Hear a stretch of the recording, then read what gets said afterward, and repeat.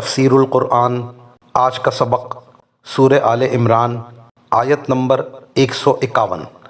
اعوذ باللہ من الشیطان الرجیم، بسم اللہ الرحمن الرحیم۔ سنلقی فی قلوب الذین کفروا الرعب بما اشرکوا باللہ ما لم ینزل بہ سلطانا وَمَأْوَاهُمُ النَّارُ وَبِئْسَ مَثْوَى الظَّالِمِينَ۔ ترجمہ: جن لوگوں نے کفر اپنایا ہے ہم ان قریب ان کے دلوں میں رعب ڈال دیں گے، کیونکہ انہوں نے اللہ کی خدائی میں ایسی چیزوں کو شریک ٹھہرایا ہے جن کے بارے میں اللہ نے کوئی دلیل نہیں اتاری۔ ان کا ٹھکانہ جہنم ہے اور وہ ظالموں کا بدترین ٹھکانہ ہے۔ اللہ تعالیٰ نے اس آیت میں اس کا ذکر فرمایا کہ ہم ان کے دلوں میں رعب ڈال دیں گے، اور رعب ڈالنے کا سبب بتاتے ہوئے ارشاد فرمایا کہ ہمارے اس رعب ڈالنے کا سبب یہ ہے کہ انہوں نے اللہ کے ساتھ شرک کیا جس کی کوئی دلیل اور سند اللہ نے نازل نہیں فرمائی۔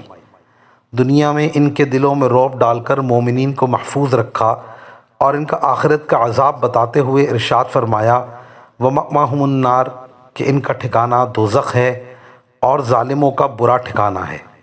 آیت کے انداز بیان سے معلوم ہو رہا ہے کہ شرک باللہ رعب واقع ہونے کا سبب ہے، اور یہ آزمائی ہوئی بات ہے۔ حضرات صحابہ رضی اللہ عنہم نے جب فارس کی طرف رخ کیا تو وہاں کے مشرکین آتش پرست بڑی بھاری تعداد میں ان کے مقابلے کے لیے آتے تھے۔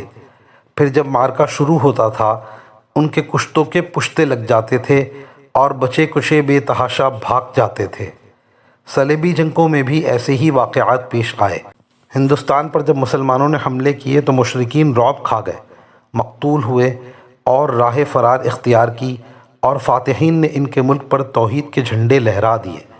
شرک کے مزاج میں مرعوبیت اور توحید کے مزاج میں شجاعت، دلیری اور بہادری ہے۔ وآخر دعوانا ان الحمد للہ رب العالمین۔